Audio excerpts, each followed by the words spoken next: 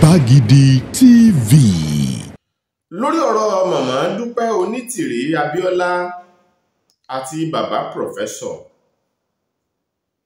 ọ̀jọ̀gbọ́n Banji Akintoye, ẹ̀kọ́ tí ń fojú mímu hàn àti ń ríbi tọ́rọ̀ ń lọ. Ṣé ká sọ pé àsìkò pínpín la wà yìí? Ṣé ó tó ń tà jà sí èmi làgbà, ìwọ lọ̀gá, ìwọ lọ̀gá, èmi làgbà? So àsìkò yìí làwọn kan wá ṣẹ̀ṣẹ̀ ń rí tí wọ́n ṣẹ̀ wá ń tọ́ka sí bí ẹni wípé àwọn ìgbésẹ̀ bàbá Banji Akintoye bíi pé ìgbésẹ̀ asán, ìgbésẹ̀ kò ní láárí. Torí nínú ọ̀rọ̀ tóbìnrin yẹn sọ, bí ṣe ń sọ̀rọ̀ bí ẹni pé bàbá Banji Akintoye tó ti ń sáré sókè sódò kò mọ tó ń ṣe, kó tiẹ̀ tó di pé a gbọ́ nípa màmá Onitiri. Ṣé àsìkò rèé láti máa yà á sọ́tọ̀ àbí láti ṣe nìkan? Èmi ń béèrè ní o, ẹ̀yin ọmọ Yorùbá, mọ̀ pé ní làákàyè dáadáa. Yóò wù mí kẹ́ fi làákàyè àtọgbọ́n inú gbé ètò eléyìí tẹ̀ ń wò lọ́wọ́ yìí. Ẹ farabalẹ̀ wo fídíò yìí láti bẹ̀rẹ̀ títí dé parí. Ọlákúnlé Fásùgbà ló kọ mi. Ẹ máa wò bọ̀. Ọjọ́ kú ni nothing, nada wọn ò lè show anything fún yín. Bàbá Banji Akintoye ni wọ́n bá wí yẹn. Nada, wọ́n máa show kankan fún yín. Ẹ pàjá lọ́bọ̀ fún mi. Àbí kẹ́ wá fọwọ́ rẹ́ mi nímú. Kò sí kankan, nothing. Ẹ wá fún wọn lọ́dún kan. Mọ̀mí Dúpẹ́. Ẹ fún wọn ní odidi ọdún kan. Ọdún tá fẹ́ mú ní January, ẹ fún wọn. Kí bàbá fi patú ọwọ́ wọn, kó fi ṣe gbogbo nǹkan tó bá fẹ́ ṣe fún odidi ọdún kan. So a ti bẹ̀rẹ̀ sí pín. Tó bá wá di 2023 kẹ́yìn wá bẹ̀rẹ̀ ti yín. Àwa tá kó ti bàbá tá jọ ṣe ní ọdún yìí ní 2023 la tún máa kó ti ẹ̀yin náà nígbà yẹn. Ká wá wò ó. Ìbẹ̀rẹ̀ ọ̀tẹ̀ rèé o. Ìbẹ̀rẹ̀ ọ̀tẹ̀ ni ẹ máa gbọ́ o. Èmi fẹ́ kẹ́ kí bàbá ni ẹ kí bàbá. But nǹkan tó wà lọ́wọ́ yín ẹ dì mú, ẹ má gbé ilẹ̀ fẹ́ anybody. Okay, for personal achievement, fún eré tí wọ́n àbí eré gbogbo ìlú. From grassroots. Ẹ jẹ́ kí everybody bẹ̀rẹ̀ láti grassroots. Grassroots. Kí everybody bẹ̀rẹ̀ láti bẹ̀. Lọ gbómi kaná. Tẹ̀bà ẹ kó dẹ̀ rò fọ́ sí, kó dẹ̀ rò gbogbo nǹkan tó bá fẹ́ rò kó rò sí. Àwọn ọmọkọ ilẹ̀ Yorùbá nation ẹ jẹ́ ìkan la máa fọwọ́ mú nínú méjèèjì o, bó ṣe máa jẹ́ mo ṣe sọ yẹn. Mọ̀mọ́ máa kí bàbá, ṣùgbọ́n ó di 2024 kí mọ̀mọ́ tó continue ẹni ìṣẹ́ tó máa fẹ́ ṣe. A máa fún bàbá láyè, gbogbo wa máa wà pẹ̀lú, a máa wà lẹ́yìn bàbá ní gbogbo 2023 yìí. Ká wo ulẹ̀, ká wẹnu ọkọ́. Kẹ́ wulẹ̀ kẹ́ wẹnu ọkọ́. Yorùbá tún gbèsè wọn dé rèé o. Ṣé bá ti ṣe rèé? Yorùbá tún dé tó túmọ̀ sí pé ẹ retí nǹkan kan tó nítumọ̀ tó sì ní láárí látọ̀dọ̀ bàbá Akintoye. Kó fọ́jú pọ̀ lẹ́ ń retí. Ajá náà wé lẹ́ ń fi wọ́n wé. Ń bọ̀ lójú ara ẹ̀ bóyá ó ń gan bàbá yẹn ni ká pè ní tàbí pé ó ń yọ̀ ọ́, ṣùgbọ́n èèyàn kan ò lè yọ ẹnìkan lórí ọ̀rọ̀ Yorùbá yìí, lórí ọ̀rọ̀ òmìnira Yorùbá. Kí bàbá Fẹlá a máa gbé wọn bàbá rere bàbá rere bàbá kẹ̀ fòdìdì ọdún kan gbáko. Ok, ẹ fẹ́ máa gbé wọn gẹ̀ẹ́sì ayán oyè mi. Now our market ọdún kan yẹn náà kí bàbá náà fi ṣe báyìí, kí bàbá náà tó wá ṣe fún ọdún kan ká bá wò ó. Ṣé rí ọ̀rọ̀ tó wà nílẹ̀ kò rújú rárá? Ẹ jẹ́ kí kálukú patú ọwọ́ ẹ̀. Ihun tí a fẹ́ kí ẹ ṣe gangan nìyẹn. Ẹ fi kálukú sílẹ̀ kí kálukú patú ọwọ́ ẹ̀. Ẹ ní òkè kò lè possible bẹ́ẹ̀. Ẹ kẹ́nìkan step down. Kẹ́nìkan. Ihun tó wà lọ́wọ́ bàbá ẹ má gbé ńlẹ̀ fún màmá, ẹ dì mú. Ihun tó wà lọ́wọ́ bàbá Akintoye bàbá ẹ dì mú, ẹ má gbé ńlẹ̀ fún Mọ̀mí Dúpẹ́. Ẹ fi ṣiṣẹ́ fún gbogbo 2023 tá a fẹ́ mú yìí. Ó mà ga báyìí o. Ṣé ká gbà pé ọ̀rọ̀ pípè fún òmìnira Yorùbá lọ́wọ́ yìí ó ti di competition ṣé ká gbà pé ó ti di eré ìje, ó ti di lágbájá ló lè jà tàmẹ̀dò ní ò lè jà, ó ti di ọ̀tá àtòpè. Ṣé ká gbà pé ibi tọ́rọ̀ ń lọ nìyẹn? Ṣébi tó dé nìyẹn sìn? Ṣébi tẹ́ gbé dé nìyẹn? Competition. Lágbájá ló lè ṣe tàmẹ̀dò ò lè ṣe.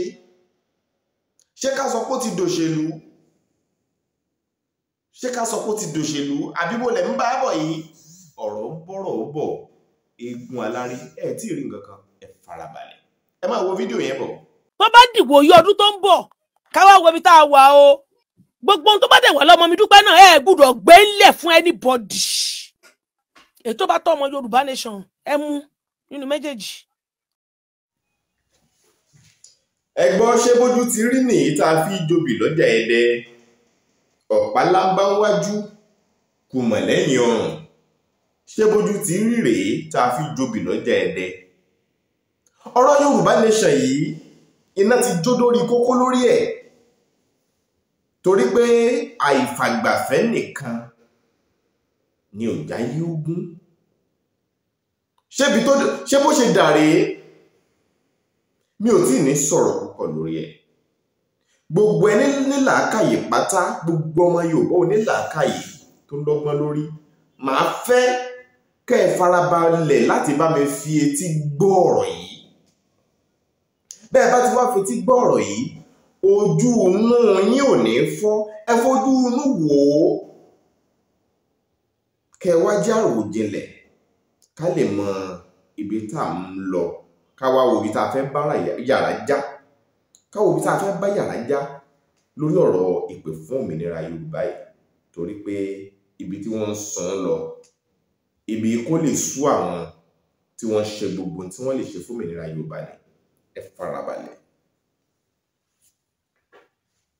Ó yí ọmọ tó ń ké o, ó yé ìyá rẹ̀ tí ń rẹ̀ ẹ́. Mọ̀mọ́ yẹn sọ̀rọ̀ kan ń bí, ó ní ṣé kóun fi ọ̀rọ̀ Yorùbá nation sílẹ̀, kóun kí bàbá pé kẹ́ ẹ mú kan bẹ̀. Tẹ́ ẹ bá ní dandan gbọ̀n, ṣebí kí n kíyàn ni, mo ti kíyàn. Kí ọ̀rọ̀ Yorùbá nation dẹ̀ wà, mọ̀mọ́ yẹn dẹ̀ ra dákẹ́ kó ṣe báyìí fún odidi ọdún kan. Kẹ́ ẹ wá wò bóyá ó máa ní, ẹ máa rí ìkan rẹ̀ yọ̀kan gbámú. Ẹ lé mọ̀mọ́ o. Tó bá jẹ́ pé èmi ni mọ̀mọ́ ni àwọn nǹkan tí èmi máa ṣe nìyẹn o. Mi ò mọ̀ bóyá ẹ̀yin náà ti bira yín léèrè pé kí ni obìnrin tí ń sọ̀rọ̀ yìí fẹ́ achieve gan-an nínú àlàyé ọ̀rọ̀ ẹ̀. Ṣé ẹni tó fẹ́ sọ ni pé kí bàbá pòfẹ́sọ̀,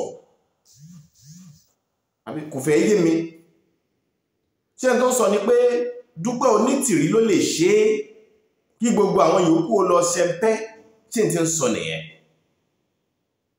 Dípò ká pè fún àjọṣe tó nítumọ̀,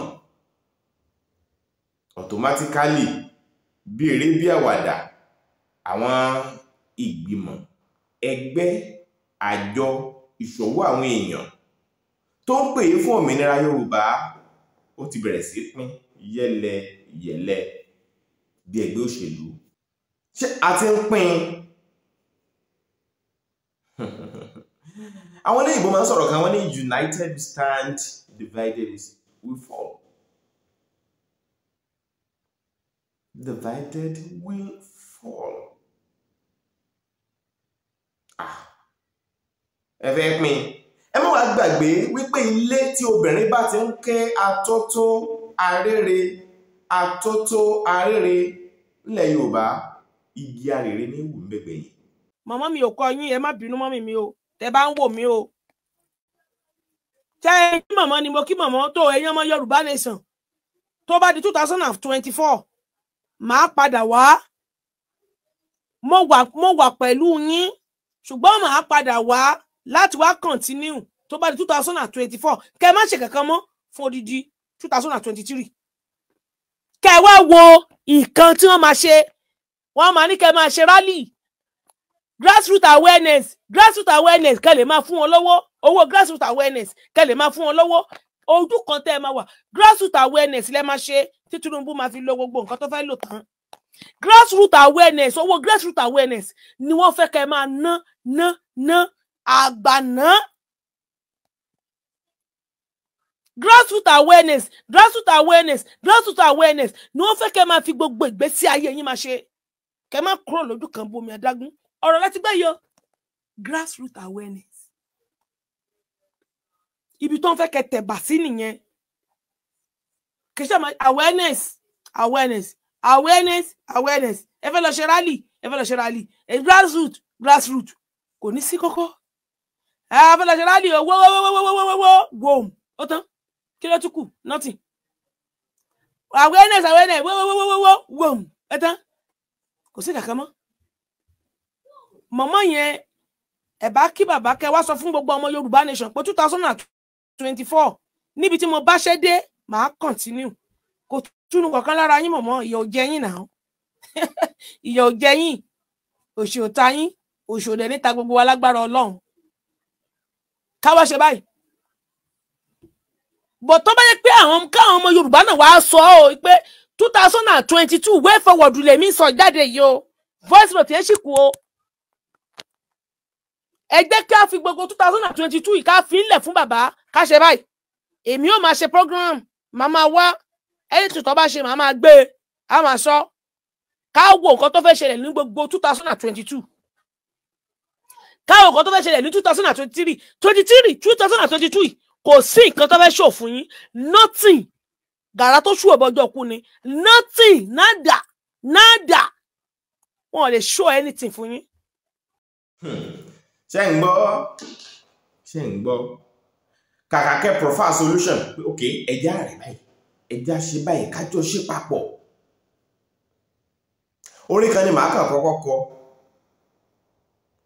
ẹ lè fi gbórin yẹn rí ó ní Yorùbá ẹ gbìmọ̀ pọ̀ Yorùbá ẹ pèrò pọ̀ ká ṣera wa lọ́kàn ká lè jà fáwọn ẹ̀tọ́ wa bẹ́jọ bá lè rìn papọ̀ ọdẹ á máa sá fèjò àìrìnpọ̀ ẹ ṣàmọ̀pọ̀ jẹjọ ní rẹpẹtẹ bẹ́jọ bá lè rìn papọ̀ ọdẹ á máa sá fèjò àìrìnpọ̀ ẹ ṣàmọ̀pọ̀ jẹjọ níyà gidigidi gbẹ̀yìn bẹ́bọ̀ jẹ́ tẹ́ ń ṣe o kóńkó jàbẹ̀lẹ̀ tí ẹ ń ṣe kò ní jẹ́ ká lè rìn pọ̀ Yorùbá ẹ fura Yorùbá ronú ọmọ Yorùbá ẹ jẹ́ jẹ́ àrònú torí gbogbo àwọn ìgbésẹ̀ àtàwọn ìpinnu tí yóò ràn Yorùbá lóko àṣetì lórí ìpè fómìnira yìí ìtìjú ni yóò dálẹ̀ ẹ má jà fààyè gbà o ẹ má gbọ́ ǹṣó káwá jọ wa kápẹ àrò àtọ̀dọ̀fẹ́ náà wa kápẹ lórí ọ̀rọ̀ yìí ẹ má bá ń bọ̀. a ti gbalẹ̀ Yorùbá o a ti gbà á kò sí anybody tẹ́lẹ̀ tí bàbá bá declare anything counterfeit ni because nínú international law tó ní kọ́ declare kò sí ìlú tó ti ń ṣe lẹ́ẹ̀mejì international law ọ̀dẹ̀ sọ pé wọ́n gbọ́dọ̀ ṣe rally kó tó lè declare kò sí nínú law yẹn ẹ kàn declare ni ìyá dẹ̀ ti declare document jẹ́ ti lọ sọ́dọ̀ àwọn ìlú tó yẹ kó wọ́n gbà á pé tí bàbá bá ṣe tiẹ̀ counterfeit ni wọn ò ní gbà lọ́wọ́ wọn mo lè báyọ̀ bẹ́ẹ̀ tiẹ̀ tí bàbá bá ṣe tiwọn ìfẹ́ àtàwọn bàbá máa torí bàbá politician ni bàbá bọ́ ṣe wà yẹn tó náà ṣe ṣe divide and rule ní tí bàbá máa ṣe ni pé tó bá wá gbé tiwọn lọ tó láwọn ṣe declare tiwọn tó gbé lọ tó gbà wọn ò ní sọ fáwọn èèyàn pé àti àwọn gbé lọ wọn ò gbà o tìyá yẹn lọ gbà o wọn máa wá hide sábẹ́ tìyá yẹn wọ́n hide síbẹ̀ wá ní pé ní ìsìn àti ní Yorùbá nation but àti ní Yorùbá nation bàbá bàbá declare wọ́n á ti ní ṣẹ́rí gbogbo tó ń tọ́ra wọn pé àwọn àfún ní 19 days 18 days yẹn ìtọ́jẹ lásán ni bàbá òdì kọ̀ọ̀kan ṣe mú àwọn báyìí nísìn ìyá ti declare ọdún dẹ̀ ti gbà á ayé ti gbà á wọ́n kàn ń dúró de interim government wa ni tọ́mátì lè gbé interim government jáde báyìí wọn ò bí anybody dà mo tún sọ lẹ́ẹ̀kan sí wọn ò bí anybody dà kó fèsì wọn wọn ò pọ̀ tó bẹ́ẹ̀ torí interim government gan náà ò ní wá lọ́wọ́ òfo náà tẹ́lẹ̀ ni màmá yẹn sọ pé gbogbo àwọn tó máa jẹ́ àwọn military security wa wọ́n ti fẹ́ rún aṣọ wọn bí wọ́n ṣe ń declare báyìí làwọn yẹn náà ń dìde pẹ̀lú wọn gọ́ọ̀mẹ̀ntì bẹ̀rẹ̀ nìyẹn ta ló wá bí i tó máa lọ fẹ́ẹ̀sì tó máa lóun lọ ṣe kìíní kan fídíò kan tí mi sẹ́ndì sí mi. Okay. Ẹ bá gbọ́ fídíò yẹn, ẹ rí i pé gan ní áùsì l'Àbújá tó jẹ́ honourable ní máa yẹn. Woman yẹn pè é pé ẹ̀yin tẹ́ ń ṣe Yorùbá nation ẹ tẹ́ pamọ́ o. Ipa honourable pé kọjá pé kò sọ́nà kankan pé Tinubu wèrè tán pariwo yìí o. Ó ti fi ilẹ̀ Yorùbá ti dúró o. Mo ti sẹ́jẹ̀ sí yẹn gan bẹ̀. Kò síbi tó ń lọ àti lọ ìrọ̀ lọ gbàjẹ́ gbogbo àwọn ẹ̀wọ̀ àdúrà ní ká máa fi ràn yín Onitiri lọ́wọ́ àtẹ̀yìn.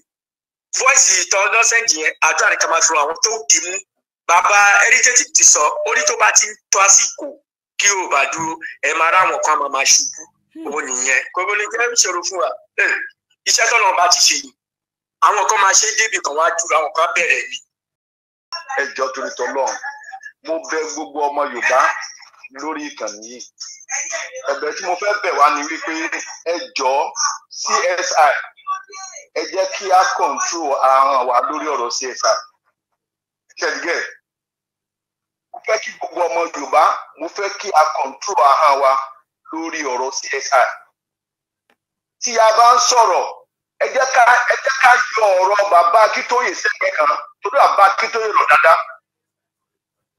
Bàbá dẹ̀ ṣe ń pe bàbá Akintoye ká máa pe bàbá Adéníran bàbá Adédìran tọ́jọ́ wà ń bẹ̀ yẹn ni. Ṣé ẹ rí ọ̀rọ̀ olóyèbó mẹsáyà wa nílẹ̀ Yorùbá tó lọ́ọ́ rán sí wa nìyẹn o. Èyàn ò ní rìn kórìí ẹ̀ má mi o. Gbogbo ohun tí CSI bá ṣe mo fẹ́ kí a fi gbogbo ẹ̀ ká mọ̀ wípé ní CSI kọ́ ló ń ṣe bàbá Akintoye ló ń ṣe o. Mo tí mo fẹ́ rọ gbogbo ọmọ Yorùbá sí nìyẹn nítorí t'Ọlọ́run nítorí pé ní kíni ẹ má jẹ́ kí á gbàgbé orísun wa o. Ìrìn àjò yìí ibì kan láti bẹ̀rẹ̀ Ọlọ́run bá ẹnìkan lọ́lọ́run bá lò fún wa. Tí CSI ò bá tí ì tún ṣe nǹkan kan lọ́wọ́lọ́wọ́ báyìí tí ò bá tún tí ì rí ìgbésẹ̀ kan gbé lọ́wọ́lọ́wọ́ báyìí fún di kan tàbí kejì nítorí pé kò tí ì sọ̀rọ̀ fún gbogbo ọmọ Yorùbá kí gbogbo wa ti gbọ́ ti tẹnu ẹ̀. Dádì mi dádì mi wá máa gbọ́ ṣé wá rí bàbá Adéníran tẹ́ ẹ dárúkọ bàbá Adéníran ò mọ̀ kankan ń bẹ̀. Bàbá Adéníran tẹ́ ẹ wá dárúkọ yẹn ẹ máa rí pé mi ò kí ń bàbá Adéníran ó ti resign nínú ìlànà ó ti resign ní gbogbo ibi ó ti resign. Mo dẹ̀ ti sọ̀rọ̀ kan náà ń bí olóyè ṣe Sunday Igboho mo ti sọ ẹgbẹ́ ló dà ẹgbẹ́ kìí àbí òun náà ṣe máa ń sọ ẹgbẹ́ kìí ṣe ilé ọmọ. Olóyè ṣe Sunday Igboho wọ́n ti mọ̀ pé gbogbo alámọ̀ anything tẹ́ bá fẹ́ sọ ọwọ́ bàbá ní gbogbo kan wà. Ìlọsíwájú Yorùbá nation yìí ọwọ́ Ọlọ́run ọwọ́ bàbá ló wà o. So gbogbo rògbòdìyàn tẹ́ ń rí bàbá ò lè sọ pé àwọn ò gbọ́ kankan sí. Nípa ọ̀rọ̀ tí màmá wa Onitiri tí wọ́n sọ lèmi fẹ́ dá sí. Ṣé rí gbogbo ọmọ tí màmá yẹn sọ kò sí tó ṣókùnkùn níwájú mi nú ẹ̀. Gbogbo ẹ̀ pátá ni mo mọ̀. Gbogbo pátá tí wọ́n sọ pátápátá ni mo mọ̀. Ó ní ibi tèmi wà Japan lèmi wà.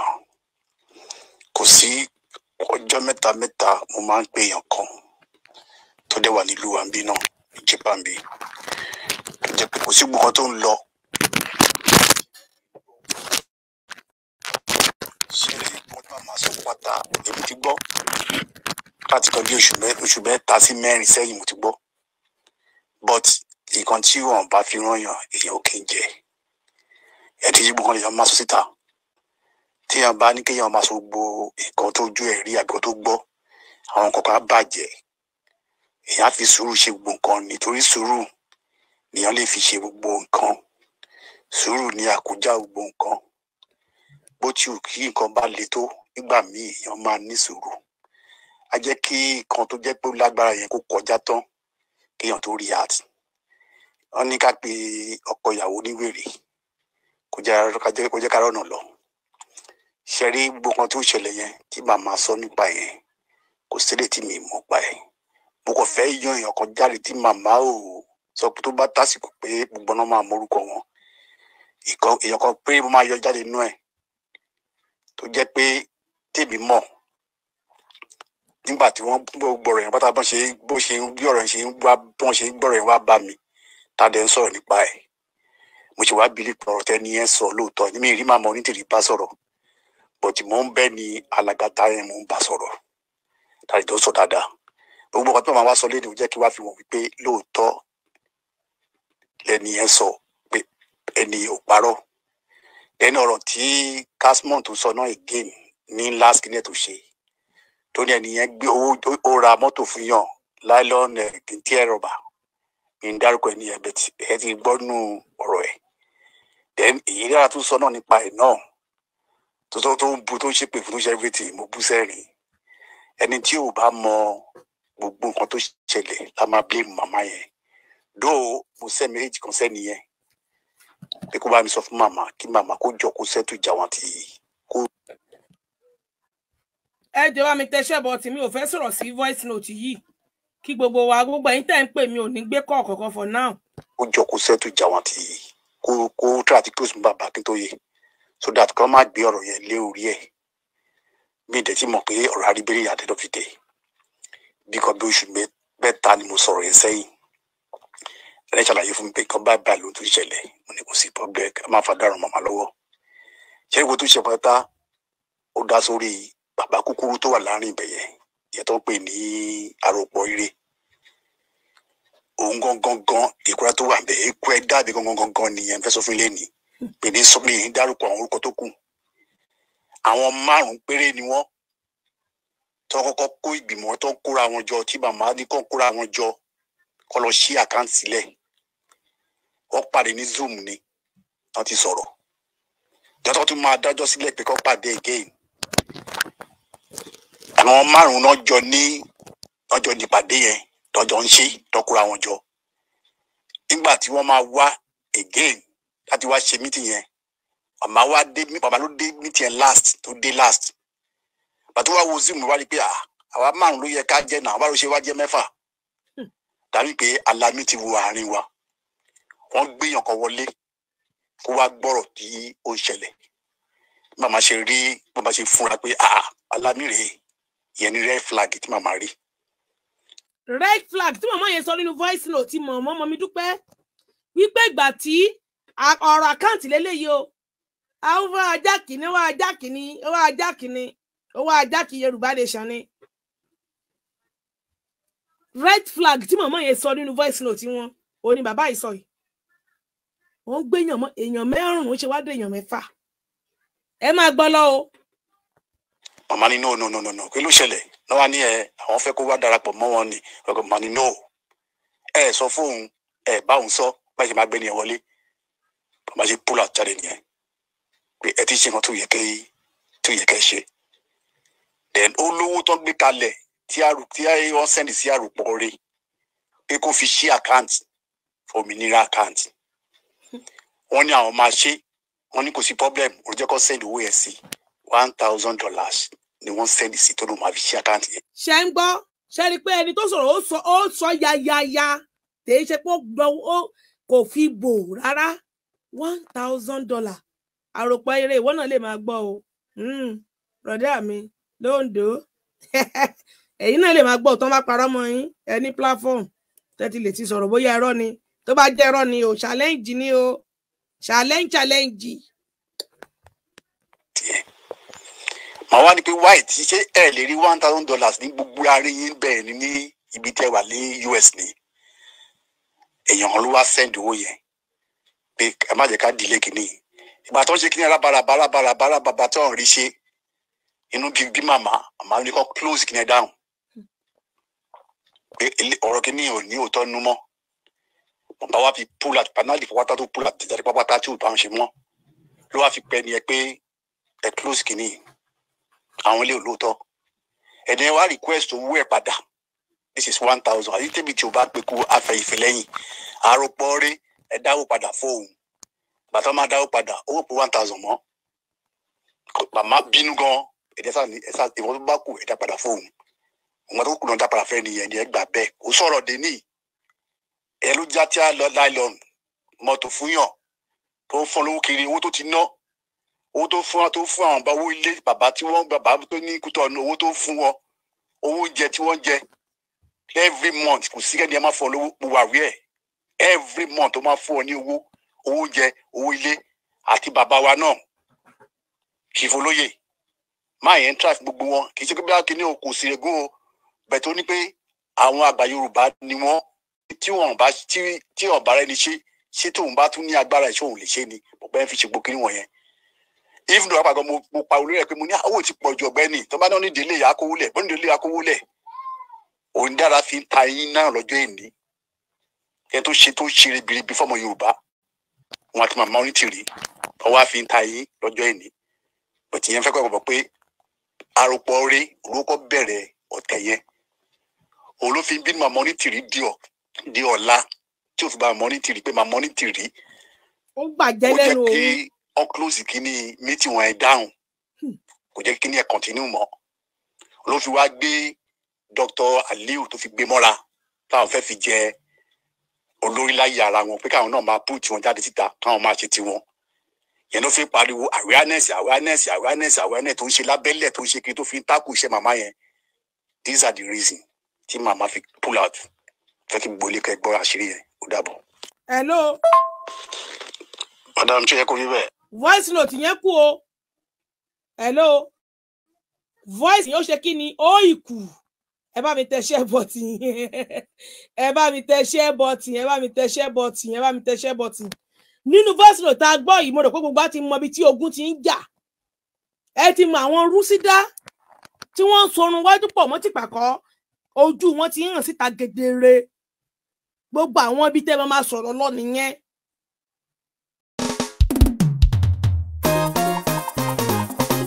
Ọlátọ́ rọrùn ti dé ẹ wá bá wa yọ̀ ẹ bá wa jó iléeṣẹ́ kan àlọ́tọ̀ tó ń ta jíjẹ mímu aṣọ wíwọ̀ ohun èlò ìtọ́jú ilé fẹ́ ní Naija tàbí l'Amẹ́ríkà Dọ́látọ́ọ̀ṣ lẹ pé kíyàwó jẹ́ Dọ́látọ́ọ̀ṣ ni o. ó kárí láyé ọmọdé yìí Dọ́látọ́ọ̀ṣ international tó kárí ayé kílẹ̀ ń fẹ́ lọ́dọ̀ wa tẹ́ ò rí tilẹ̀ yìí ní tàbí tókè òkun ẹ jẹ́ ká mú láti bí oúnjẹ tá à ń jẹ àwọn jíjẹ tilẹ̀ òkèèrè tó ń ti ìlú United States of America wá irú ráìsì wo lẹ fẹ́ tẹ́ ò rí basmati rice data rice caroline rice brown rice àti pa excellent rice ẹ̀wà tí wọ́n ti bóná wà tẹ̀lé fi ṣàkàrà àti mọ́mọ́ àwọn oúnjẹ tilẹ̀ wa ń kọ́ èlùbọ́ ṣakítì kì í bàjẹ́ èlùbọ́ gẹ̀dẹ̀ tó gbó gàrí tó ṣe tẹ̀lẹ́bà tó tún ṣe mu òróró ìlú òyìnbó àti pupa ilẹ̀ wa pọ̀mọ́ ìjẹ̀bú tó ṣara lóore àwọn ohun mímu ẹlẹ́rìndòdò lóríṣiríṣi soda drinks tá à ń pè ní minerals àti ensure drinks tó dáa fáwọn àgbàlagbà imported fruit juice lóríṣiríṣi cranberry juice tó ń fọ kíndìnrín fọ gẹ̀dẹ̀gẹ̀dẹ̀ inú ara oògùn 180 tó ní èròjà vitamin nínú fún àgbàlagbà àti tọmọ kékeré lọ́kùnrin àti lóbìnrin ìpápánu ìpápátẹ̀lọ́ lọ́kàn òjọ̀kan fáwọn ọmọdé àtàgbàlagbà candy chocolate coconut chinchin banana chinchin pẹ̀lú wheat chinchin fáwọn tí kò nífẹ̀ẹ́ sí flour àtúnlẹ̀ supply yín níbi ayẹyẹ ìnáwó yòówù kẹfẹ́ ṣe ní Dọ́látọ́ọ̀ṣ à ń ta àwọn aṣọ wíwọ̀ ìgbàlódé fọkùnrin àtobìnrin aṣọ wíwọ̀ fáwọn ọmọdé látọmọ ọdún kan sọmọ ọdún 12 a year to 12 years old trousers polo shirts skirt and blouse gown underwear lóríṣiríṣi fún takọtabo singlet boxers brazier àtàwọ̀tẹ́lẹ̀ àwọn obìnrin lọ́lọ́kan ọ̀jọ̀kan àwọn bàtà ramanda quality fancy shoes tí ò lẹ́lẹ́gbẹ́ Dọ́látọ́ọ̀ṣ lẹ́ ó ti rí gbogbo ẹ̀ o àwọn ohun èlò ilé lọ́lọ́kan ọ̀jọ̀kan ohun èlò ilé ìdáná ohun èlò ilé ìwẹ̀ lóríṣiríṣi imported ní gbogbo wọn láti ìlú USA ìpàrọ̀ olóòórùn dídùn lóríṣiríṣi Averron perfume body spray cosmetics tissues paper towel body cream àwọn wigs lóríṣiríṣi àtàwọn ohun àmúṣaralóge mìíràn ní títà láàfíà ara wa Dọ́látọ́ọ̀ṣ ń gbìyànjú o wọ́n ta diagnosing machine tá a fi ń ṣàyẹ̀wò ìtọ̀ ṣúgà ẹ̀jẹ̀ ríru ìfúnpá gàgàrà àtàwọn àìsàn mìíràn tó ń bàgọ́ ara fínra body massage machine wà tá a fi ń tora walker bike fáwọn arúgbó kẹ̀kẹ́ àwọn ọmọdé ògbẹ́yìn monitoring machine tí ó mọ̀ tàyín lólobó pàwọn ọmọ yín ti jí ìlédìí àwọn arúgbó àti tọmọ kékèké diapers ó pọ̀ nílẹ̀ bàbẹ̀dọ̀ ní ti ẹ̀bùn lọ́lọ́kan ọ̀jọ̀kan ẹ̀bùn ọjọ́ ìbí ẹ̀bùn ìgbéyàwó ẹrù ìdáná àtẹ̀bùn yòówù kẹ́ lè nílò ẹ kàn sí wa ní Dọ́látọ́ọ̀ṣ a tún lè bá yín mú aṣọ ẹbí àǹkó fún ìnáwó tàbí ayẹyẹ yòówù kẹ́ fẹ́ ṣe yálà ní Nàìjíríà tàbí lókè òkun home delivery service wà tá ò bá yín kó gbogbo tẹ́ bá rà nílé ìtajà wa débikíbi tẹ́ bá ń gbé lọ kò síbi tẹ́ ń gbé lọ tá ò ní bá yín gbé dé kò sì sí ohun tẹ́ béèrè tẹ́ ò lè ríra kò sí bẹ́ẹ̀ ti fẹ́ san owó ọjà tí kò tẹ́ wa lọ́rùn yálà ní dọ́là ní pounds tàbí náírà gbogbo ẹ̀ ní wẹ́bsáìtì wa lẹ ti lè rí gbogbo ohun tí ẹ bá fẹ́ rà o. www.dolatouch.com pick up address níbi tẹ́ ò ti wá gba àwọn ẹrù yín ní number 1 Alade Street Oshodi Lagos fún ìbéèrè tàbí àlàyé lẹ́kùnrẹ́rẹ́ ẹ pè sórí nọ́mbà yìí 081-373-66848 àti 090-139-58880 United States number 646-737-6538 email dolatouchng@gmail.com Dọ́látọ́ọ̀ṣ International shopping the easy way. Dọ́látọ́ọ̀ṣ lẹ pé kíyàwó jẹ́ Dọ́látọ́ọ̀ṣ ni